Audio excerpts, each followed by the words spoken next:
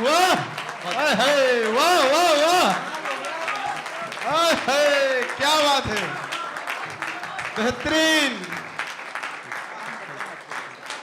एक दृश्य ये है कि चंदेरी का नाम सुना होगा आपने। चंदेरी मध्य प्रदेश का एक बहुत खूबसूरत स्थान है। कुछ दिन पहले होके मैं वहाँ से आया हूँ। एक वक्त था जब चंदेरी पर राजपूत राजाओं का राज्य था और बहुत मजबूत राजा हुआ करते थे। मेदिनी राय वहाँ के राजा थे। उनकी पत्नी थी, उनकी रानी थी मणिमाला। हाँ। एक वक्त ये हुआ कि बाबर ने उस पूरे किले को घेर लिया और संदेश भिजवाया कि मेदिनी राय तुम इस किले को छोड़कर चले जाओ, हम तुम्हारी जान बख्श देंगे। मेदिनी राय ने कहा कि राजपूत मर सकता है, कट सकता है, लेकिन झुक नहीं सकता। क्या बात हम है, युद्ध वाह। करेंगे। और वो युद्ध के मैदान में चले जाते हैं। कुछ समय के बाद में वो घायल हो जाते हैं क्योंकि बाबर के पास में लाखों सैनिक थे और पहली बार तोप लेकर आया था। मेदिनी राय की जो सेना थी वो पारंपरिक सेना थी, उसके पास में तलवार और भाले थे। वो घायल हो जाते हैं। मंत्री उन्हें वापस लेकर आते हैं। कुछ समय के बाद में जब मेदिनी राय को होश आता है तो वो देखते हैं कि खिड़की के बाहर बाबर का झंडा लहरा रहा है। वो आहत हो जाते हैं और फिर से युद्ध पर जाने के लिए उद्यत होते हैं, लेकिन उनके मन में एक संशय पैदा होता है। उन्हें लगता है कि अब मुट्ठी भर सैनिक हैं, निश्चित मौत अवश्यम भावी है, हार निश्चित है। कहीं ऐसा ना हो कि इतिहास ये कहे कि मेदिनी राय ने अपने अभिमान के कारण सारे सैनिकों को मरवा दिया। वो सैनिकों को बुलाते हैं, मंत्रियों को बुलाते हैं और कहते हैं कि क्या हम हार मान लें, क्या हम चंदेरी बाबर को सौंप दें, क्या हम झुक जाएं।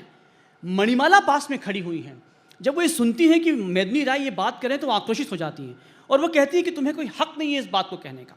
बस कविता यहीं से शुरू होती है।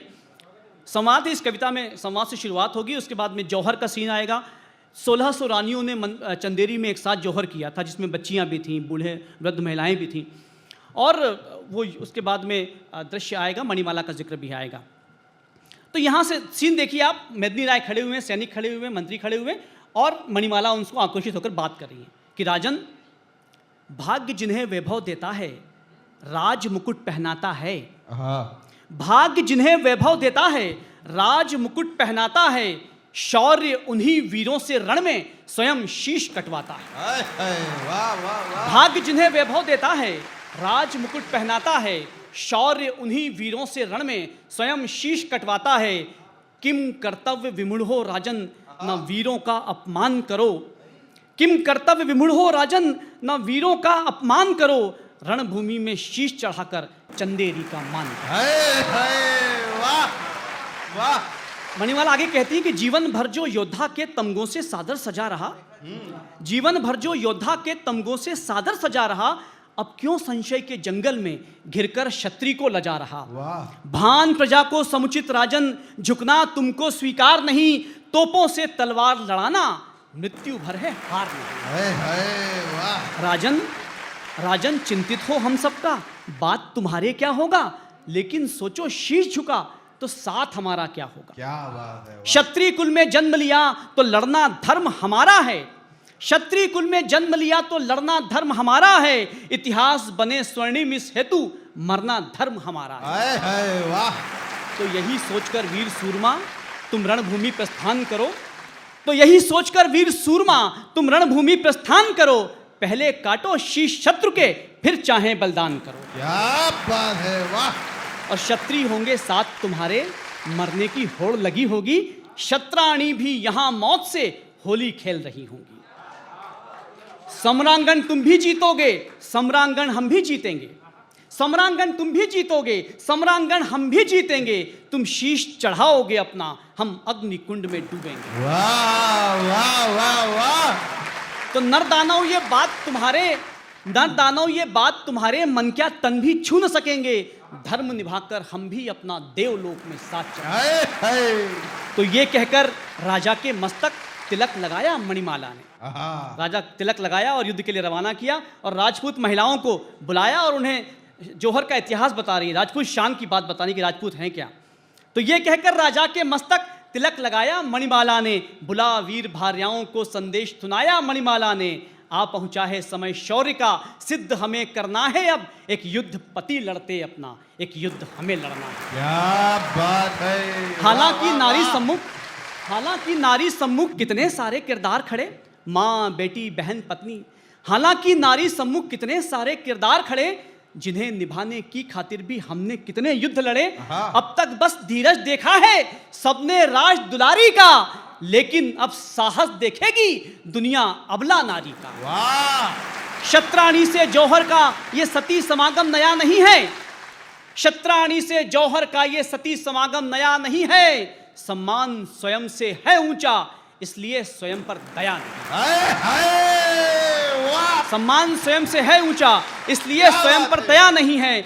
राजपुताना शान पे अंकित वो प्रथम कहानी याद करो। ये 4 बंद में पूरी जौहर की हिस्ट्री आ गई है। देखिए कि राजपुताना शान पे अंकित वो प्रथम कहानी याद करो। जल के बीच समाधि लेती पिंगला रानी याद करो क्यों पद्मावती ने जीवन अपना वारा था। कर्णावती के सत्के आगे शाह बहादुर हारा था। फूल कुंवर मर्तानी की भी अग्नि वेदी याद करो। जल जौहर का नृत्य रचाती रंगा देवी याद करो जब रतन सिंह ने मांगी एक निशानी थी, शीश काट कर देने वाली निर्भय हाड़ा रानी। जिंदाबाद वाह वाह वाह वाह वाह वाह क्या बात है, बेहतरीन वाह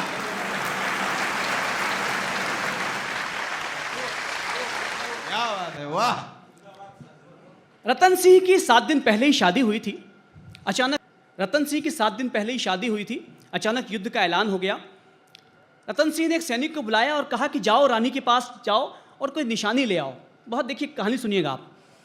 सैनिक रानी के पास पहुंचा, निशानी की बात कही। रानी को लगा कि रतन सिंह कमज़ोर पड़ रहे हैं, कहीं उनके कारण वो युद्ध हार ना जाएं। रानी ने कहा कि मैं अपना सर काट कर दे रही हूं, तुम राजा को सौंप देना निशानी के रूप में। सैनिक कुछ कह पाता, इसके पहले ही रानी ने धड़ से सर अलग कर दिया। सैनिक रोता हुआ एक थाली में सर रख कर पहुंचा। रतन सिंह उस सर को देखकर पूरी कहानी समझ गए। उन्होंने उस सर को अपने गले में माला के रूप में धारण किया और युद्ध में कूद पड़े और युद्ध जीत कर आए। तो राजपुताना शान पे अंकित वो प्रथम कहानी याद करो। जल के बीच समाधि लेती पिंगला रानी याद करो क्यों पद्मावती ने जीवन अपना वारा था। कर्णावती के सत्के आगे शाह बहादुर हारा था। फूल कुंवर मर्तानी की भी अग्नि वेदी याद करो। जल जौहर का नृत्य रचाती रंगा देवी याद करो जब रतन सिंह ने मांगी एक निशानी थी, शीश काट कर देने वाली निर्भय हाड़ा रानी थी। वाह वाह। आज वक्त है, मणिमाला आगे कह रही हैं कि आज वक्त है माँ काली को समुचित भेंट चढ़ाने का। आज वक्त है चंदेरी का जग में मान बढ़ाने का। प्रेम समर्पण त्याग की ताकत दिखलाने का दिन आया है। नर से नारी कमतर है, ये झुठलाने का दिन। वाह वाह वाह वाह। तभी युद्ध की बजी दुमदुभी चीखों से नपथल थर्राया। चंदेरी के योद्धाओं ने एक अजब इतिहास बनाया। वाह। किंतु सामने तोपों के तलवारें कब तक टिक पाती। तय ये भी था चंदेरों की गर्दन कैसे झुक जाती। मगर यकायक युद्ध भूमि से नीरव मौन उभर आया। राजा मृत्यु को प्राप्त हुए, मगर यकायक युद्ध भूमि से नीरव मौन उभर आया और अश्रु से भरे चक्षु ने मणिमाला को सच समझाया। देख काल की क्रूर परीक्षा, ललनाएं नहीं हुई विचलित। मृत्यु वरण को देख सामने, बालाएं डरी नहीं किंचित। अग्निशिखाएं धधक रही थीं वीर रमणियों के स्वागत में। जौहर सजा हुआ था। अग्निशिखाएं धधक रही थीं वीर रमणियों के स्वागत में। मृत्यु बरबस सिसक रही थी वीर रमणियों के स्वागत में। एक एक करके डूब रही थी अग्निकुंड में जब बालाएं। व्यथित हृदय से बिलख रही थीं अग्निकुंड की सब ज्वालाएं। दसों दिशाएं हाथ जोड़कर देख रही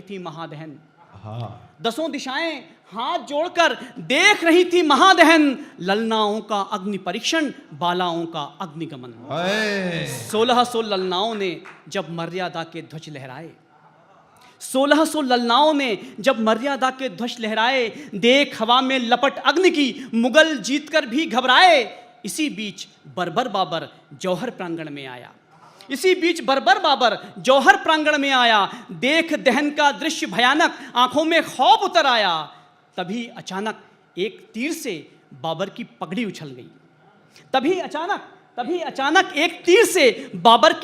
उछल गई। द्वितीय तीर से हिम्मत सिंह की आंख धरा पर उतर गई। हाय, हाय। द्वितीय तीर से हिम्मत सिंह की आंख धरा पर उतर गई। दृश्य देखिए कि धनुष हाथ में लिए जा रही शक्ति स्वरूपा नारी थी। धनुष हाथ में लिए जा रही शक्ति स्वरूपा नारी थी। अग्नि अरण्य में ओझल होती मणिमाला अवतारी थी। अग्नि अरण्य में ओझल होती मणिमाला अवतारी थी। भारत की नारी का वैभव देख वतन को मान गया। भारत की नारी का वैभव देख वतन को मान गया। तोपों के दम जीता बाबर एक सती से हार गया। तोपों के दम हाय, जीता हाय। बाबर एक सती से हार गया। आओ मिलकर करें स्मरण एक कहानी मणिमाला की। आओ मिलकर करें स्मरण एक कहानी मणिमाला की। नारी के सम्मान शिखर की एक कहानी मणिमाला की। वाह। स्वाभिमान के महापर्व की एक कहानी मणिमाला की। पुण्य कहानी अंतिम थी वो दिव्य कहानी मणिमाला। पुण्य हाय, कहानी। हाय, वाह वाह वाह वाह। बहुत सारा धन्यवाद। जय भारत, जय हिंदुस्तान।